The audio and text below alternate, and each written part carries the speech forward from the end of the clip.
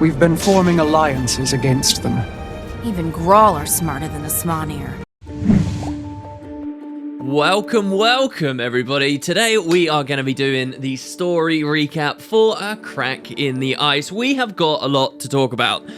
So much, in fact, that I can't cram it all into one video. This has been a pretty interesting patch because on different levels, depending on how into the story you are, I think you can come away with pretty different reactions. So specifically, there's a lot to talk about with the big character shift we'll get into very soon, that may have to eventually have a video all in its own, as well as some interesting little lore things.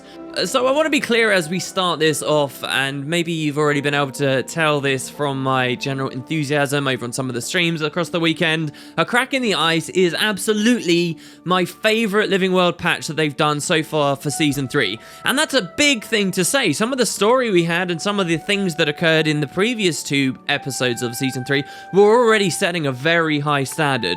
I've loved this patch. I've thought this was incredible. There's been such a range of things to do. It's bumped my playtime up an enormous amount. I've ended up getting the Fractal Backpack Legendary base purely just because of stuff that they did in this patch and how much more invested I got in the game. I think it has been excellent. The map has been beautifully crafted. There's so much good lore around. I've somehow ended up getting a lot more out of Bitterfrost Frontier than I did out of, say, Amber Bay or Bloodstone Fen. The Nightmare Fractal was a thing. The challenge mode in the Nightmare Fractal was a thing. Some of the new rewards have been great. So anyway, with all that said, it is a great patch, but I would also say the story, which is what we're discussing here, is only about average. Now, I don't say that because of the common reason I'm seeing online in the moment, and that is this stance. Oh my god, not very much happened.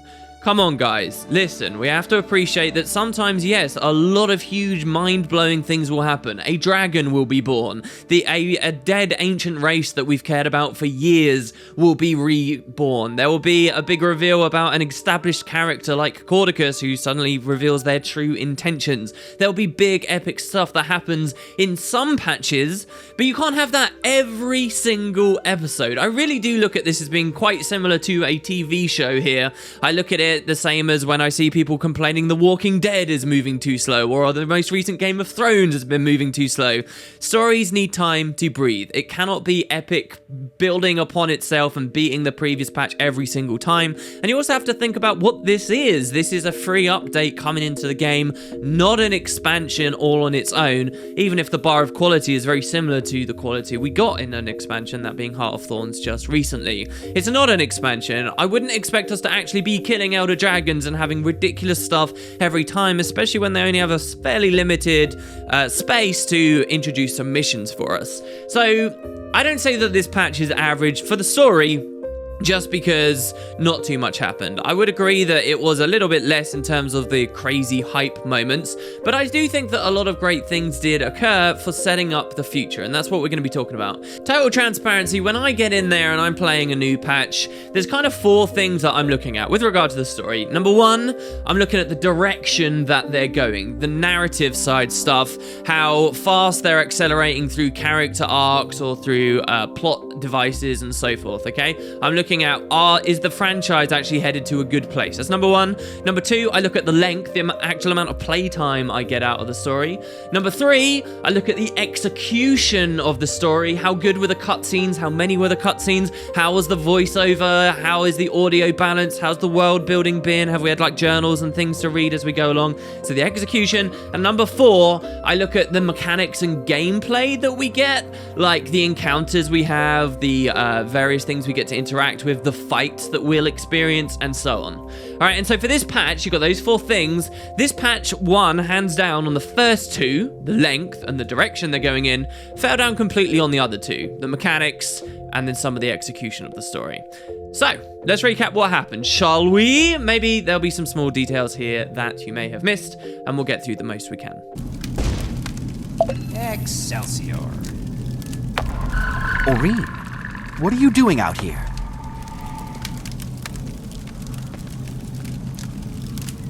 That was odd. Must have been some sort of projection. I should return to Taria. Something strange is going on. So we start out with the mission Precocious Aurene. Last patch, if you remember, there's a link on screen if you haven't checked this out already when I talked about it. We saw a dragon hatch, a little cute baby dragon. And, of course, the story picks up immediately after that. You've always got to think about people who play this all in serial, by the way. And I think that, so far, ArenaNet are doing very well for those people. These episodes do very logically and seamlessly streamline into one another. So the last thing we saw was a dragon hatch, and immediately we're dealing with the dragon right at the start of this one. So you start with a story episode called Precocious Aurene. And you'll find that no matter where you are in the world when you first load in, you get a vision of Aurene will come to you. She will project herself to you. This is actually pretty interesting. Number one is a callback to Guild Wars 1 lore. Glint did this. Glint, Aurene's mother, did this back in Guild Wars 1.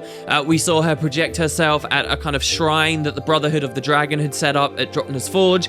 And we saw her project herself at the end of the original story in Prophecies, where she comes to tell you that the volcano is erupting and you need to get off of the Fire Island chain as fast as possible. So this may not just be a new tool for the developers, right? Another thing to get player attention outside of mails or timey backpack messages. It's a tool for them, but also it's a great little thing that shows Aurene has inherited stuff from her mum, even though she seems to have gained a lot of magic from the death of Morgemoth and could have been fundamentally quite different in nature. So I was very happy about that, and they're doing some fun stuff with it already.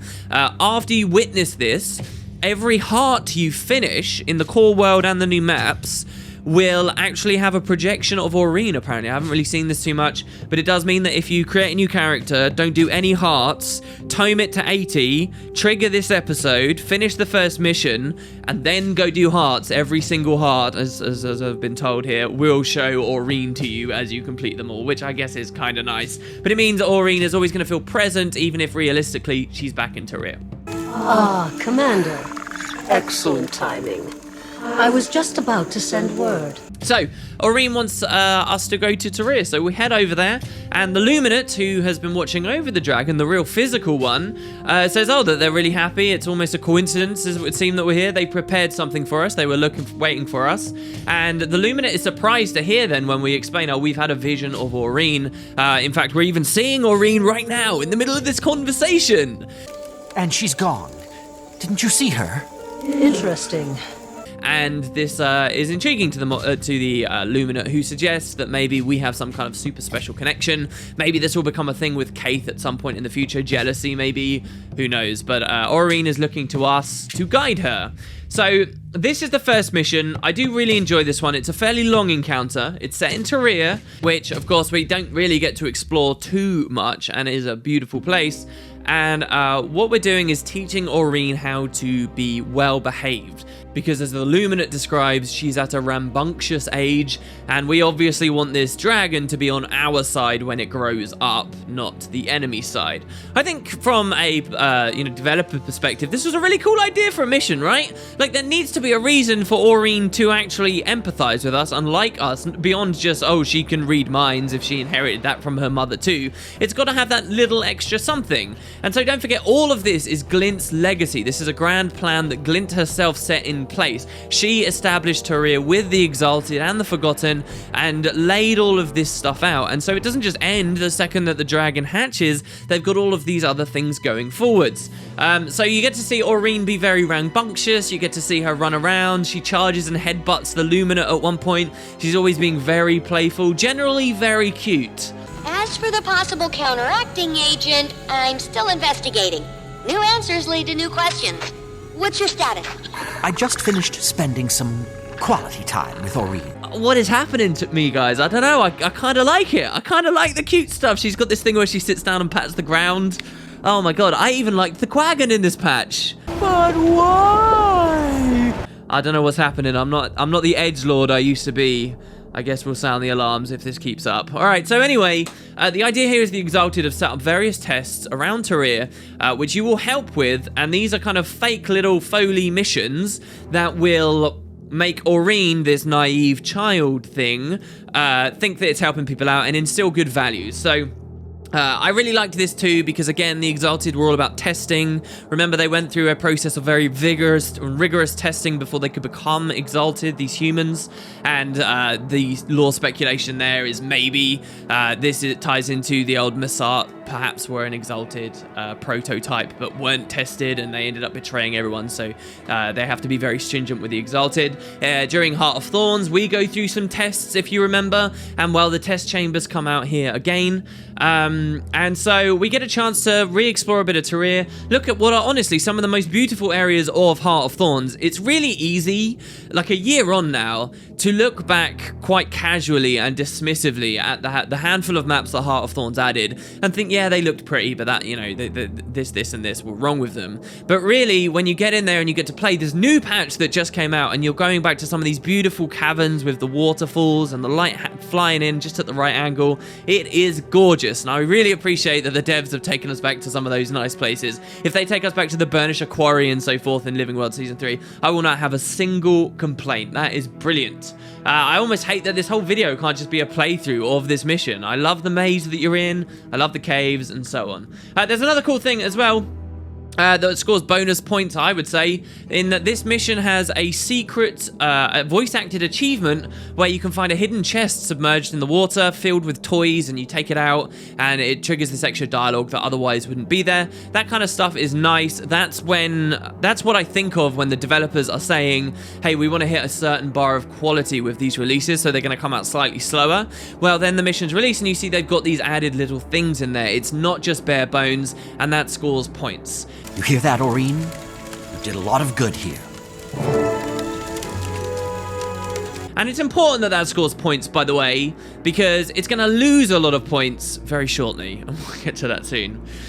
So yeah, there's really not too much more to say here. There were a couple of bugs on day one, by the way, particularly with this mission, but they got patched by day 2. I saw a lot of people complaining on that first day, saying how can they possibly have all these bugs. Listen, if you're playing it on release day, there's going to be hiccups. That's why they released it early, I believe, this time, because they wanted to have their Thanksgiving. They didn't want people to have to suffer through the bugs for too long while the Americans were out celebrating that. And so I'm really not going to fixate on those too much in any of these videos, guys. Some of you have been pushing me to try, but really think about someone watching this in a month's time, 2 months, 3 months, a year from now. The bugs aren't going to matter to the vast majority of us, just those of us who get there really early. And if you find yourself getting super mad, maybe relax. You don't have to play on the very first day, unless you're a super nerd like I can be. All right, so anyway, the mission ends by teaching Aurene to use a very powerful combo attack, which is a very nice idea. They give you a special action hotkey, but it's locked. This is cool, and I think that we're going to see a lot more of the developers doing this. So the special action hotkey in the game right now is, no matter what you're doing, really, you generally just want to use it when it's there, with the exception of some of the fractal stuff where you're lighting fires. So say you're in a raid, you see the special action hotkey appears, and generally you know, oh, I can press this and do something with it. Well, what they're doing in this mission is it's always on screen, it's just locked, and when eventually you can use it, it will quite subtly unlock. I need you, Aurene. Your moment has arrived. Don't hold back now. And that adds like an extra dimension. Now it's something you've got to pay a little bit more attention to. You've got to watch a bit closer. And I think that that's a really smart idea. If you've played it, you'll know what I'm talking about. And so you're supposed to do a combo attack with Aurene. I guess this idea of our mind melding with a dragon and us having epic synergy, eventually resulting in us riding around on this thing when she's grown up. That's all very cool, and maybe they're sowing the seeds for that now. It wasn't that great in the mission, honestly. Sadly, the tell on her dragon breath, which she uses to kill this final creature, it's really small and just kind of lame. It fell flat. I didn't even see it the first time I went through, but hey, it's a nice system, and hopefully as the dragon grows, its animations will grow too, right? So, some other things to note here as well. There is a bonus conversation with Kaith in this first Tyria mission. You'll see how there's lots of like little layers and things to talk about. I want you to trust me, like you did before. Mordremoth turned all of our worlds upside down. I really recommend you guys check that out if you've missed that bonus mission with Kaith. It is very cool. Kaith doesn't have very much impact in this patch whatsoever, so this is about all you get. But the topic that she talks about when you interact with her is very important to me. It's about the Pale Tree, okay? She talks about the fate of the Sylvari, their worry about the loss of their mother, essentially. Did you guys know, and this will blow your mind, the Pale Tree, since that Season 2 patch when she got mortally wounded, it's been about 2 years now. 2 years, guys. The Pale Tree, that storyline has been hung because Heart of Thorns was too limited in scope to talk about it, and we're only on the 3rd episode of season 3 right now. 2 years! So it means a lot that Kaith finally talked about it a bit. It's mental. It's like when I realized that New Lion's Arch or Destroyed Lion's Arch had been in the game longer than the regular version has. It was ridiculous. So I am still left wondering whether we're going to visit the Grove at all this season. Maybe they're just putting Kaith in there now because they're realizing they're not going to have the space to go to the Grove itself, and hopefully they're thinking that Kaith will tide us over. But whatever, I really liked that was there. Another great moment in the mission, there was a hide and seek section. Who didn't love this? Now, where could she be? The pathing in general for Aurene is awesome, right? Like, she doesn't just follow you like a video game NPC, just glued to you like a pet. She moves on her own. She has her own pathing. She'll do her own thing. She'll run around in circles. She'll preempt you and run over to portals before you get there. This adds so much, and I like seeing stuff that on paper might not sound like it means a lot for the patch, but trust me, if you go to the comments, you'll see people agreeing with me on this. The fact that Aurene moved around on her own like that, it gave her her own life. And that's important if a lot of focus of the story is going to be on bonding with this character. So yeah, the last thing I would say, by the way, is like a special aside before we talk about what happens at the end of the mission, is there is no reference in this patch to to Glint's first Scion. So after the previous patch, I did a Guild Wars Mysteries where I was talking about the fact that Aurene is not the first of her kind. There is another baby dragon out there, and if you want to check out that Mysteries, there'll be a link in the description. I do recommend it. I won't spoil the ultimate idea at the end, but it's all very, very exciting. And so last patch, they seem to, in a very roundabout way, allude to this other character, this other dragon, but in this patch they don't at all, anywhere, and I feel like that's kind of a shame. They just called Aurene Glint's Scion, not Glint's second Scion, just the Scion. That disappointed me a bit. Alright, so this awesome opening instance ends with another timey conversation where she reveals that the Destroyer sample we collected last patch has proved she is right. And that's on the theory that dragons are absorbing each other's influences. Commander, do you read me? Sorry to interrupt, but I've got some urgent news. Now, I'll hold us there. There is a lot we can suddenly do discussion-wise on this, because in some ways this doesn't line up. It genuinely doesn't. Some of the activities and things we understand dragons to have done for a long time now doesn't exactly work, but that's going to have to be space for its own video, I'm thinking. But for now, we'll just take it as read that Timey is right, okay? Dragons are absorbing each other's influences. This means when Morgemoth died, because Primordus was close, he got a lot of it, and now he's got loads of, like, vine-infused creatures. Primordus even got a pretty good share of Zaitan's magic when Zaitan died, and we never even just realized it at the time. So, Timey adds to this, though, in this conversation, that she thinks Primordus' domain of magic can be counteracted, negating it altogether. So you can take all the power that Primordus has, and you can negate it.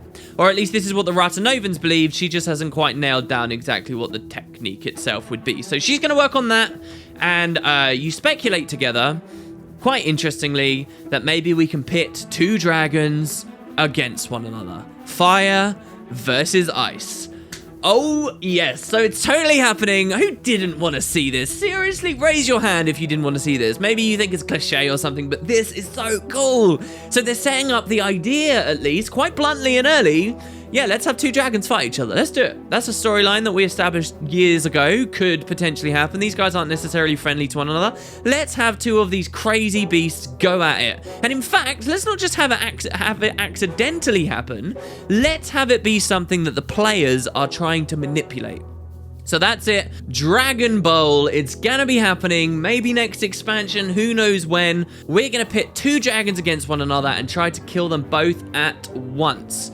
But Timey, just to confirm this will work, that Primordus does counteract Jormag, and Jormag counteracts Primordus, she wants a sample from a new type of ice brood. And so off we go to the Shiver Peaks and the Bitterfrost frontier at last.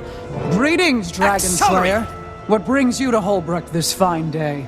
So this is our avenue into the Shiver Peaks. I think it makes a lot of sense. Again, thinking about people playing in Serial, they get a sample from one place, they get a sample from another place. Does this perhaps mean then that next patch, it quite logically works out, we might get a sample from Kraukatoric too? Maybe Timey finds a hiccup and she's like, okay, we'll figure out the other dragon. Maybe we'll even get a sample from the Deep Sea Dragon eventually. Who knows? But this at least works for these ones. And we move on finally to the next story step. Take note, guys, as I talk talked about all this, how long that first story step was, okay? And watch how short some of these get. All right, moving on. So the next quest is Journey to Bitterfrost.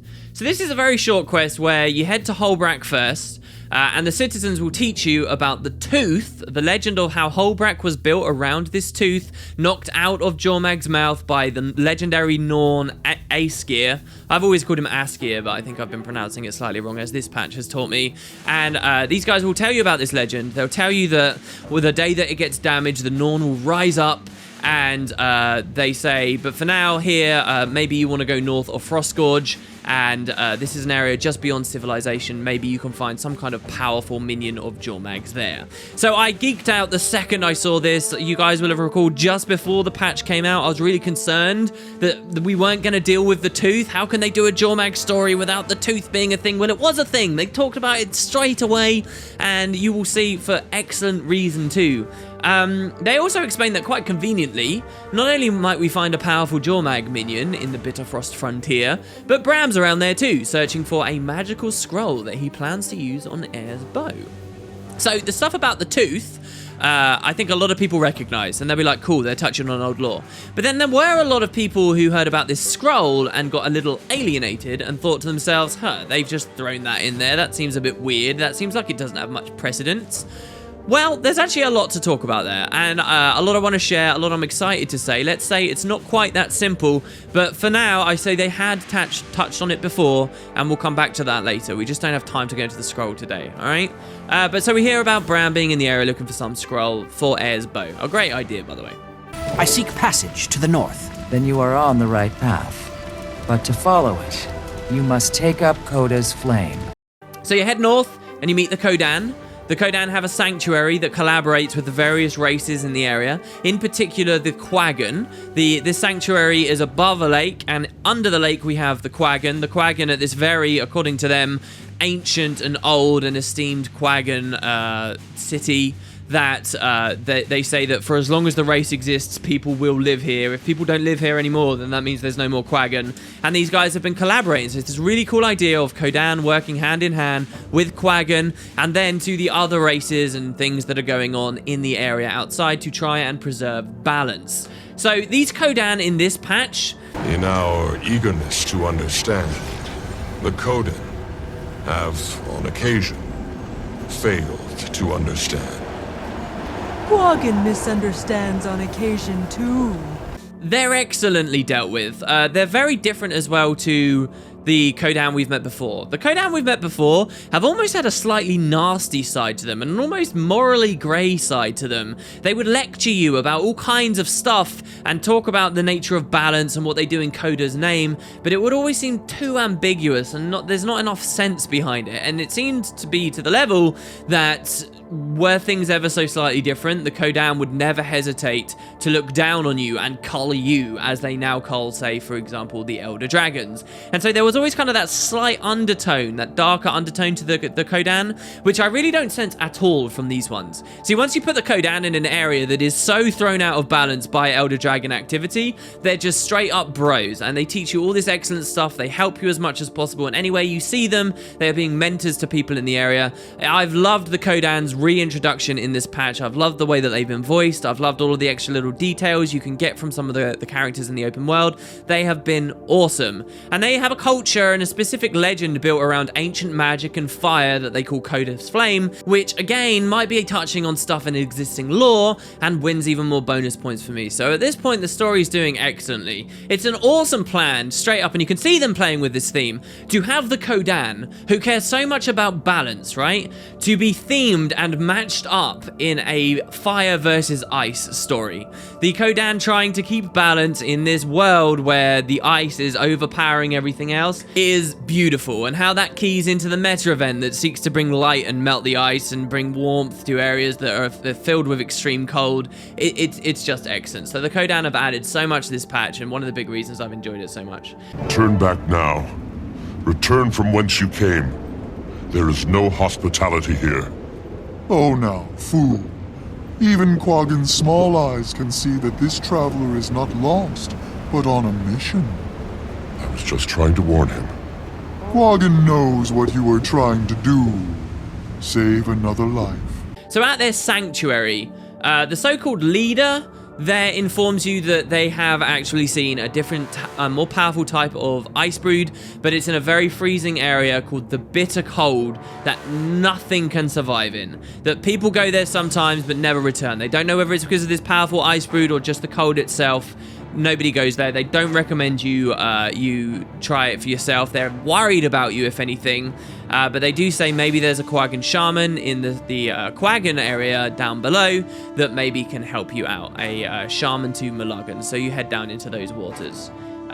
So I will point out that unlike Ember Bay, okay, which had tons of morphed minions, you know, vine-touched and shadow-touched minions, the Bitterfrost Frontier didn't do that. You'll recall a lot of us complained, actually. We said, oh, we wanted regular destroyers. Why is it all the new versions? Well, that kind of makes a lot of sense now. I love what they've done here because the story tackles this really head-on. It is explained that the reason there are so few morphed minions for Jormag is because he hasn't had a close proximity to the death sites of these other two Elder Dragons, but Primordus has. And so Primordus has got all this fluffy stuff going on. It's even a bit of a hint that maybe Primordus is getting a bit more menacing. He's collecting up a lot more domains than Jormag is. And it sets up this idea of proximity being important to how an Elder Dragon gathers different kinds of magic. And this is a total 180 on Ember Bay. Ember Bay, we saw barely any regular destroyers. This map, it's 99.9999% regular ice brood, and then a very rare slight variation. I really like it, and you can see that I actually planned that out.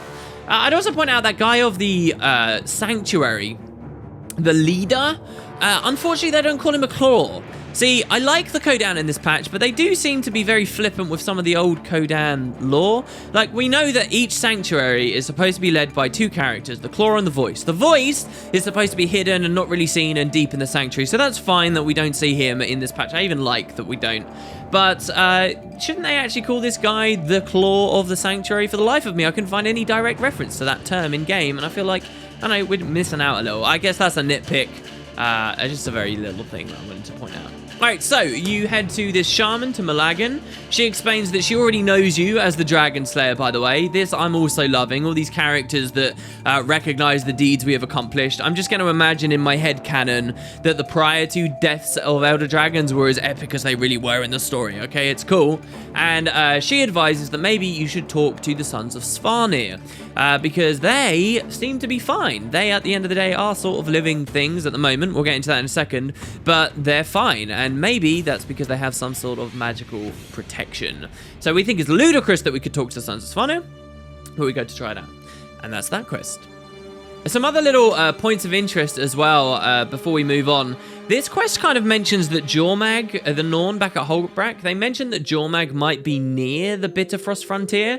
That's really surprising to me. It makes me think that the devs want us to get to Jormag a lot quicker than I personally would have thought we'd be going there. It puts him far further south than I ever would have expected. And it might mean, as well, if Jormag is kind of close to Bitterfrost Frontier, we never get as far north as we did in Eye of the North. I always thought we'd eventually go back to some of those old Guild Wars 1 locations and even beyond, and then eventually get to Jormag. But no, he's actually fairly close if he's near Bitterfrost Frontier. I mean, we're not even too far from Yak's Bend right now. But yeah, there's also some very excellent bonus dialogue with one of the male Norn who's talking about the tooth. And he explains the legend of the teeth and puts another little twist on it that pushes the story, the envelope, a bit further than we've seen before.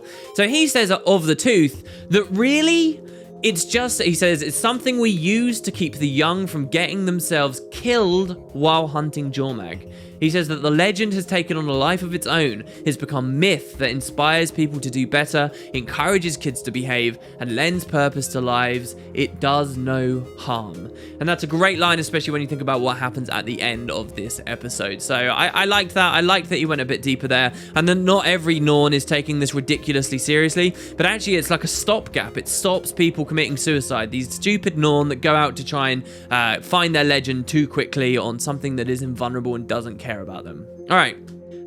The last thing to pay attention to at this point in the story is that the Quaggan at Sorrow's Eclipse, the Sanctuary, will ask you to find his missing herd mates. I'll just say that much. That's going to be important later. Let's move on to the next quest. It's called Frozen in Ice. So this incredibly short mission guides you to the Svarnir area of the map, where you kill them, and I mean, this area is fine and it's cool. You take their armor from them, you equip it, and you enter this stronghold. We've used all the thaw elixir. Go and gather ingredients to make more. Ugh. Why do I have to do everything myself? Because I'm surrounded by idiots! Once you've done that, you pretend to be a son of Svanir, and you get told a recipe for an elixir that will indeed give you cold resistance. So, I've got a few things to say here. Number one, we're team swapping again. This is just like when we pretended to be a Massart in Ember Bay. This was a mechanic we originally saw they started playing with in the raid, and I'm loving seeing this out in the open world. This is also another little example of an area that's sealed off from you. So in the previous patch, it was the little script tent. They'd never let you in until you'd sorted stuff out. Well, again, you can't get into this Son of Svanir camp until you've sorted stuff out. I was hoping for a bit more infiltration, but honestly, there's not too much dialogue here. There's surprisingly little Norn in this patch. This is all you get. And these are the Svanir, okay? These guys basically aren't real characters. They're actually a joke. Like, literally, they're a joke. The developers took the Sons of Svanir in this patch, and they made them as stupid as possible to be funny. I can help. You speak? You have power around you. Potential. Help make elixir. And it is funny, it worked, but it means that we don't really get any kind of realistic Norn. We get these very flanderized, very one-dimensional basic characters who are very stupid. So I was hoping that that this patch would have more real Norn stuff, but fingers crossed for future ones, considering what they're doing, as those of you who have already played the patch will know I'm about to talk about. So no real Norn stuff just yet, but there's plenty of space in the future. I think a lot of people, by the way, might have been confused about what was going on here too, because these Svanir we meet in this map are very different to the ones in Core Tyria, in the personal story that you might remember if you are a Norn main. So let me explain, alright? The idea here is that these guys, they are Svanir. And the Svanir are people who worship Dragon, right? They are willingly surrendering themselves to Jormag. Jormag's power, Jormag's corruption.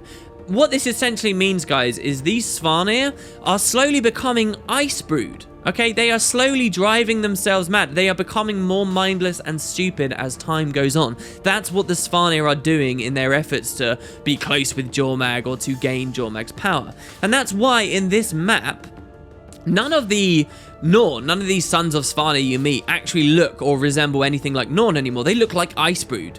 And that's because these are Svanir that have gone that far. They've gone extremely deep into the ritual. They've completely lost themselves. And at this point, when you've taken on this much power from Jormag, it's only the very powerful ones that are retaining their ability to speak and comprehend and command at those kinds of levels, all right? And what that means is we meet one, like a seer. There's one character that sort of has his wits about him a bit, and he's annoyed by all of these stupid Sons of Svanir around here who are becoming mindless. So a lot of this was clarified and substantiated by developer comments on the AMA, which I glossed over before. So I'm pretty happy to talk about that there for you guys. But that's why they look like Ice Brood.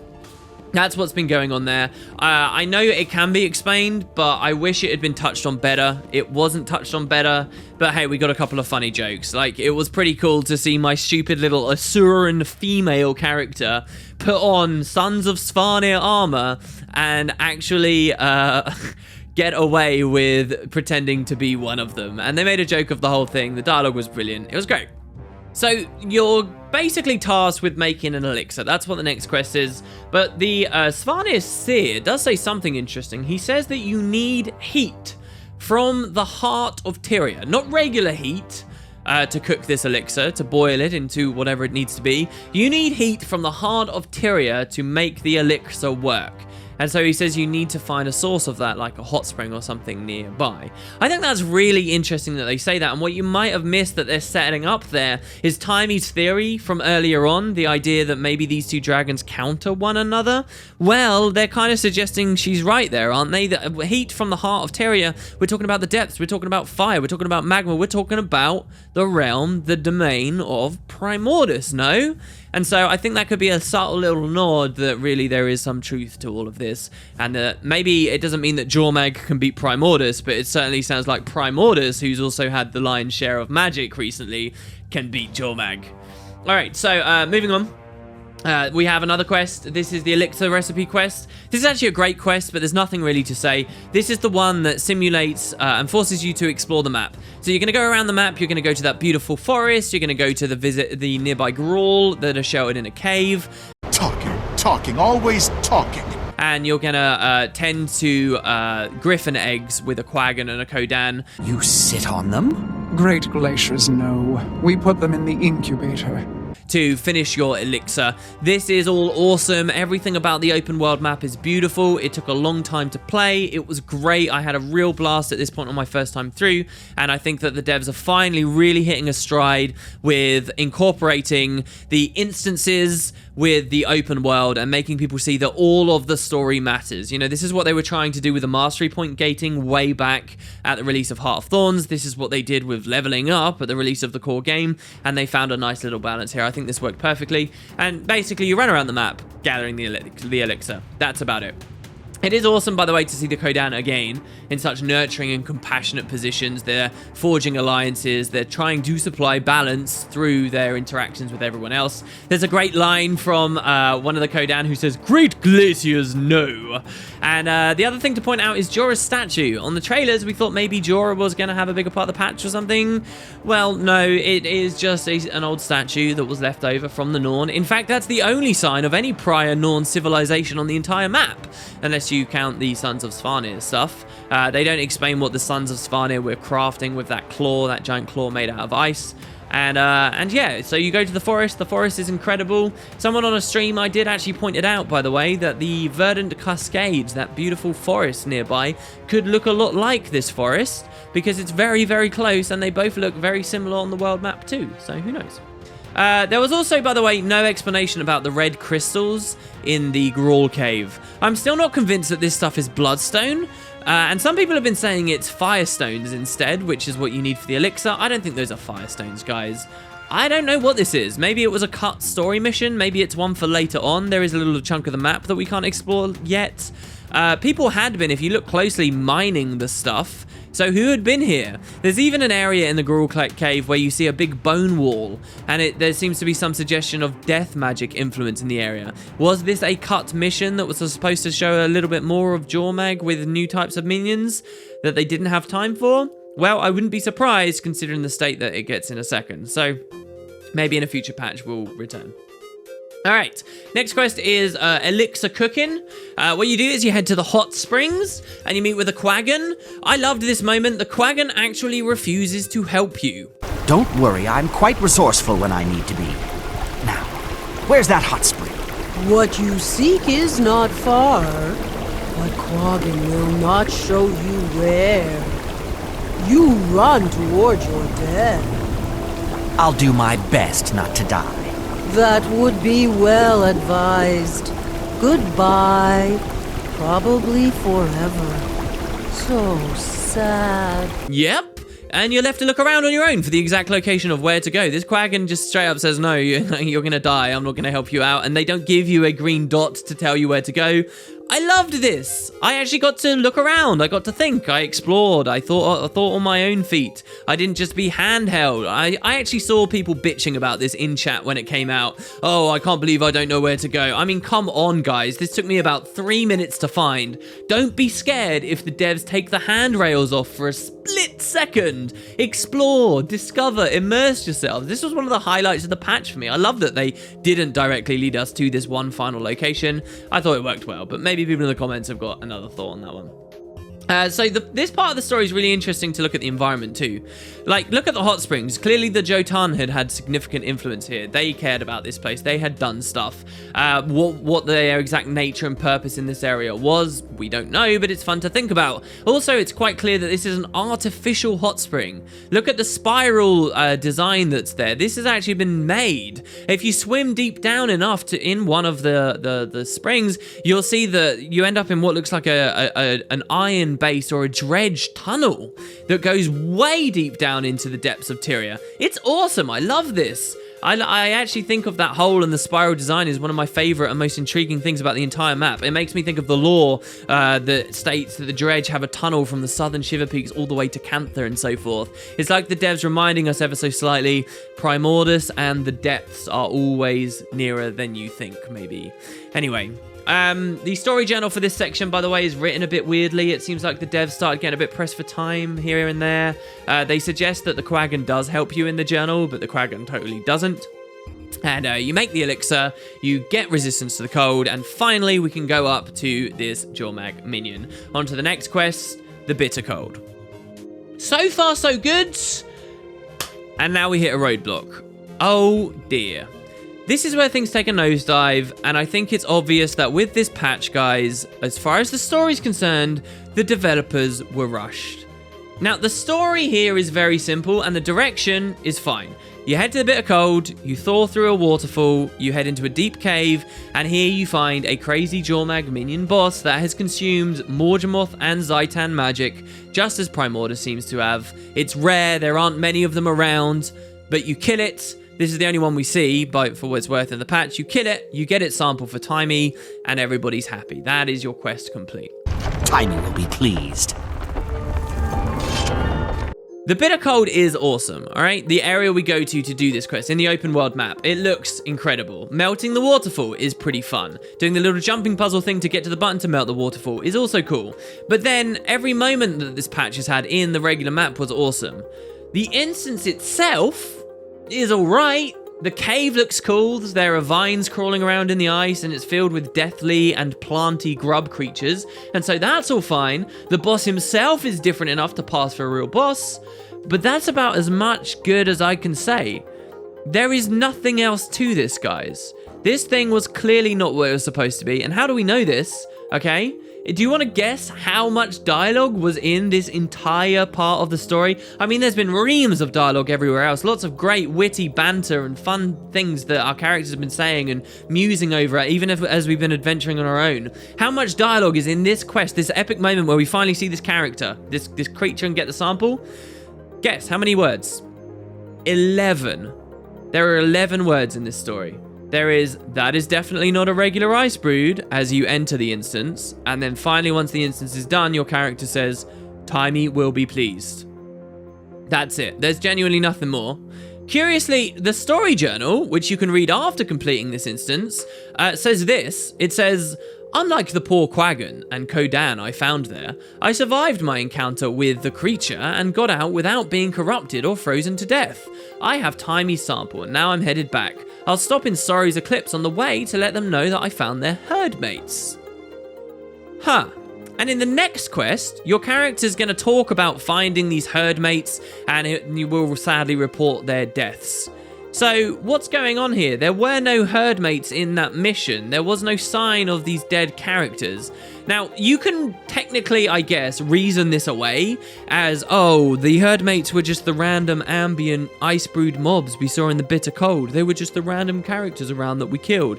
And that's probably what ArenaNet's hoping you'll do. You'll rationalize it in that way. But be real here, people. This is cut content, right? This mission is like a quarter implemented, and this is a loose end. We were supposed to find a group of Quaggan or whatever that was going on in the cave, and all of that got cut because clearly they were rushed at some point. And now it's left this weird hanging dialogue and a story journal that doesn't really make any sense. I know most people who play Guild Wars 2 don't read the story journals, but still I think that's important for a bit of consistency, no? Not only this, right? But the mission, the boss fight itself, there are basically no mechanics here. I want you to stop and I want you to think about, for a second, Season 2, if you've played it, alright? Think about the Shadow of the Dragon. Think about either fight with the Shadow of the Dragon. Think about the Labyrinth fight before Kaith steals the egg and runs away from you. Think about the fight in Drytop against that engineer Silvari before the Master of Peace runs away. Think about the fight at Fort Salma against one of the big Morgem there, before Belinda dies, where Casimir and Marjorie are summoning and helping you out. Think about defending Timey at Omad's machine, or chasing Timey down in Drytop and defending her from the Golem onslaught. Think about any of these encounters in Season 2. This Season 3 fight is walking up to a couple of generic little weak grubs and killing them to damage an otherwise immune boss. That's it. It's nothing. This is like personal story levels of bad. It really feels like there's some poor dude who had to work overtime one night and created this instance in, I don't know, the space of about 2 hours. And the only reason they didn't cut it completely was because they realized that it was too important of a story beat to skip out on. Super lame. Didn't the developers say that they stopped doing Season 2 because it wasn't hitting the bar of quality that they wanted? That they wanted more time for Season 3 so that they could hit a higher bar than Season 2? Well, Season 2 was way better than this. To balance this out, I'll reiterate that overall, this was still my favorite patch so far in terms of the open world map and everything else. So it's not all doom and gloom, but I wonder what this means for the future, guys, that this was so clearly rushed. I wonder if this means longer wait times for more Living World Season 3 patches, or even shorter stories in the future, because both would kind of disappoint me. Moving on, we have another mission. This is Frozen Out.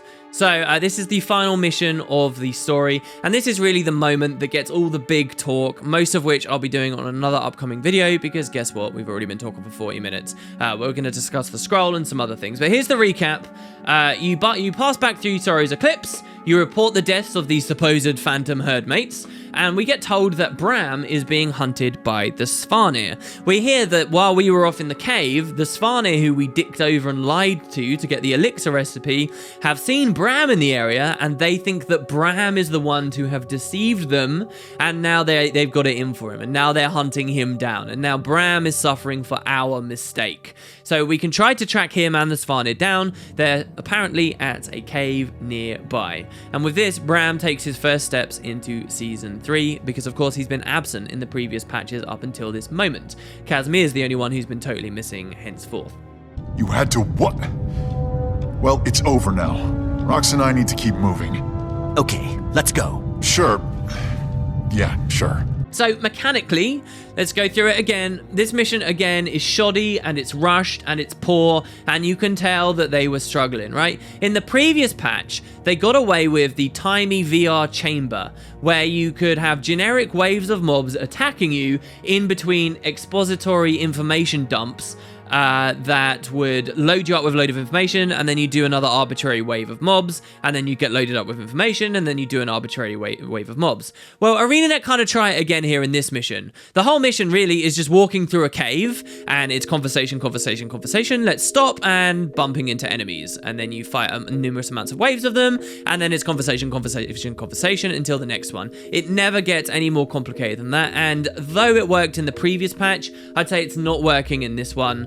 I wanted a bit more, and I think people will get tired of this quite quickly. I hope they don't lean on that too much for Living World stuff. We're not quite back to, honestly, personal story levels of bad for this mission, but it's pretty close. There's no environmental weapons, there's no special action hotkeys, there's no significant variation in the amount of enemies that come in waves or the health pools of enemies. They're all just randomly tagged as elites without even feeling like them. They're just tanky, spongy things. There's no combat interaction with the other characters necessarily. There's no mechanics to speak of whatsoever. It's just talk, kill stuff, talk, kill stuff, talk, kill stuff, talk, kill stuff.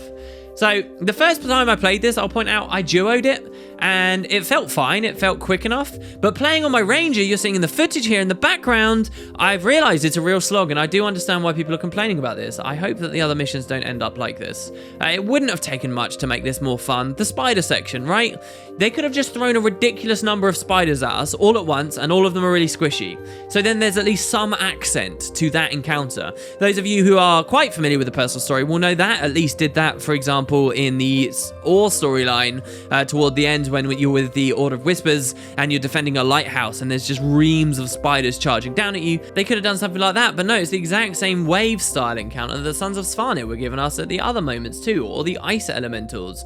You know, the Wolves, they could have given them the Howl with a little break bar, or you could have taken the Colossus Rumblers thing from AC and ported that in there. There's so many inspired different things they could have done, and just none of that was there. I think, again, because they probably didn't have time. I'll also note the start of the mission, which could have been better too. The mission opens by telling you to track Bram down.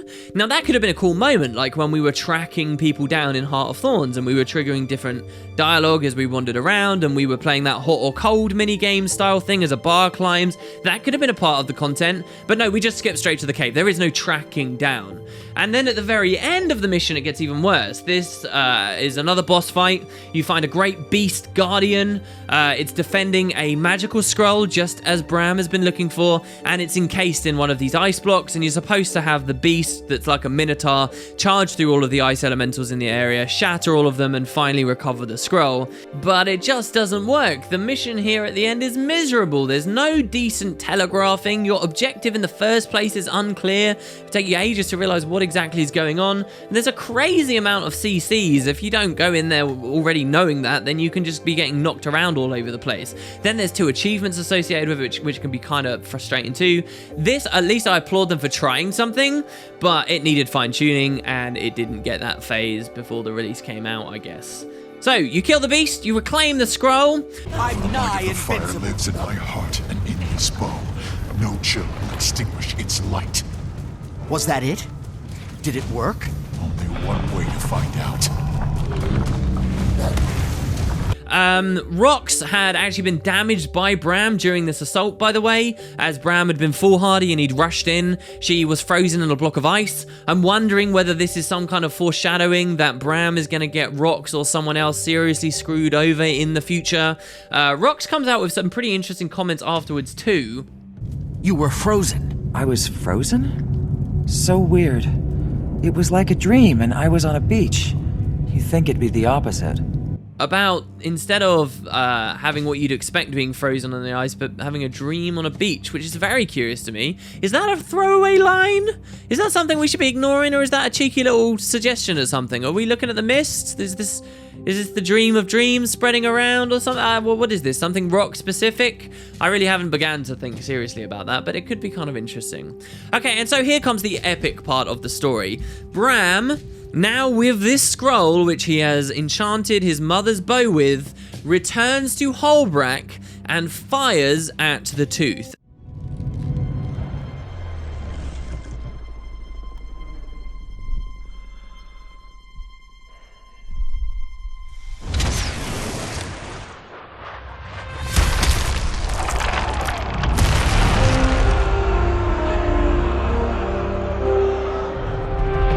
With this power, he damages the tooth. He cracks it, and the crack will even stay there, by the way, in the open world after you finish the instance. If you haven't seen that yet, go back to Holbrack. You will see the crack there now.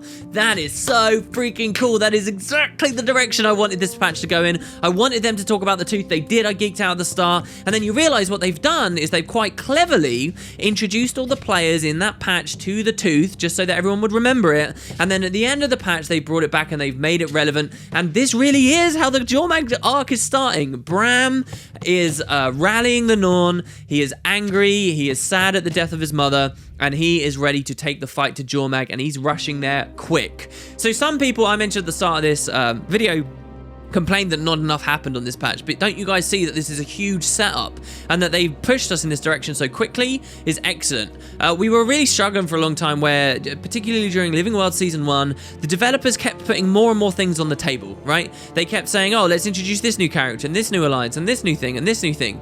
For Season 3, even for Heart of Thorns, it feels like generally they sat down and said, all right, what are all the major story beats? What are all the stories we're currently juggling? Let's actually deal with those stories. They didn't add anything to the table here. They've reintroduced stuff that we were always waiting on, and these stories have been given momentum, and they've gone somewhere now, and that is so important to me, and I'm really enjoying it. So that's great. I will point out, and there's going to be another video on this, Bram as a character has some interesting shifts. With every moment we wait, someone else's mother dies. I won't give Jormag a few days. I won't give Jormag a few minutes. So you, the commander, are actually trying to talk Bram out of doing this, which is quite smart. The Norn elders told me the legend of the tooth, but I've also been out in the world and faced 2 of these things. One with you. They're not to be taken lightly. Because realistically speaking, you don't want to charge a bunch of foolhardy people into an elder dragon that's gaining power and will probably kill you. Look at what happened with the Pact. and that's totally fair. But Bram has got his own stuff on his mind. He's being selfish, he's being an asshole in this patch, basically. He's ignoring you, even insulting you. Okay, he had a massive character shift, and that, I really do want to talk about that in the scroll in another video, and we'll see exactly why that happened, whether that's justified, whether that was any good writing. And that's really what has drawn a lot of ire and a lot of praise from two sides of the table, from a lot of people with this patch. So there you go, guys. That's what happened. That is what a crack in the ice was. You see how clever that title was as well now. A couple of you guys did call it before it came out that that's what the crack in the ice would be, and well, you were right. So yeah, we're going to the Shivers, guys. We're going to Jormag at some point, and maybe a lot sooner than you might think, and with a lot of space for some excellent Norn stuff. We've got the Fire Dragon versus the Ice Dragon on the table, as well as all the other juicy things. I'm so happy. All right, so I just want to conclude. At the start of this video, I mentioned I look at 4 things when I go into a story patch, all right? One of those things I mentioned was length. I think about that. Now, some of these missions were really rushed and shoddy. I actually loved the length of this patch, though, which is why I feel like it's a shame some of these mechanically didn't pay off too well. This was a good patch in terms of length. I swear to God, I'm an exhaustive player, and I take my time when I'm playing, but I'm not too insane with it. But when I played this on release, when it hit live, it took me 4.5 hours to complete A Crack in the Ice for the story, just because it's so much more comfortably integrated into the open world and doing the hearts and getting a range of the content to complete the story. And that's an excellent length of time. 4.5 hours, that's brilliant. No more of this silly Living World Season 1 or 2 stuff. Oh, I finished the patch in half an hour, because people will only ever value the instances which are totally separated off from everything else and easy to get to. This was brilliant, and if they did every patch around this length, I would actually be quite happy with that. I think they did that really well. So the other thing I think they got really well was the direction. They didn't, again, load more things onto their plate. They took a lot of established stuff. They paid off on a lot of established stuff. The Dragon's fighting plan is awesome. It doesn't mean it will work, by the way. Primordus might totally kill Jormag, take all of his power, and at this plan of time, he's completely screws up. The scroll and keeping Air's bow relevant and a new exotic powerful weapon joining the cast is also very cool. Like, you've got Belinda's greatsword now, and now we've also got this cool bow.